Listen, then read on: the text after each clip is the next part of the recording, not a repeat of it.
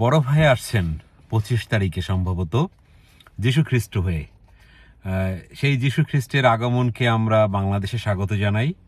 আমি জানাই, আপনি জানান, অনেকেই জানান। কারণ আগামী দিনের বাংলাদেশ জঙ্গিমুক্ত,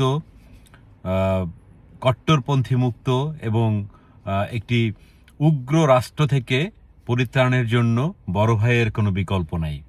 কারণ আওয়ামী লীগ যেহেতু ইকুয়েশন থেকে বাদ, হিসাব নিকাশ করে মেটিকুলাসলি ডিজাইনের মাধ্যমে বাদ হয়েছে, এখন বাংলাদেশকে বাঁচানোর একমাত্র ত্রাণকর্তা হচ্ছে বড় ভাই।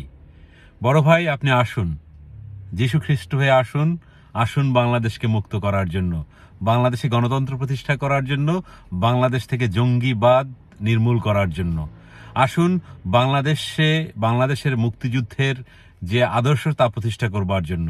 আসুন দুর্নীতিমুক্ত একটি বাংলাদেশ গঠন করার জন্য। আসুন আপনার অতীতের যত ভুল ছিল সব ভুলগুলোকে ছুঁড়ে ফেলে দেখিয়ে দেন যে না, আপনার চেয়ে বাংলাদেশে এই মুহূর্তে কেউ দেশপ্রেমিক নেই। আপনি আরেকবার প্রমাণ করুন যে আপনি যে রাজনীতি করেছেন সেই রাজনীতি থেকে বের হয়ে এসেছেন। আপনার বিভিন্নভাবে ট্রান্সফরমেশন হয়েছে।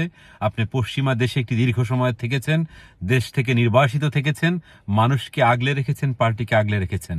আপনার মায়ের আদর্শ সেটা ফিরে রাখুন। আপনার বাবার আদর্শ নিয়ে হয়তো আমার বলার কিছু নাই, কিন্তু আপনার মা তো গণতন্ত্রের জন্য যুদ্ধ করেছেন, তাকে শোষিত করা হয়েছে, তিনি তারপরও দাঁড়িয়েছেন।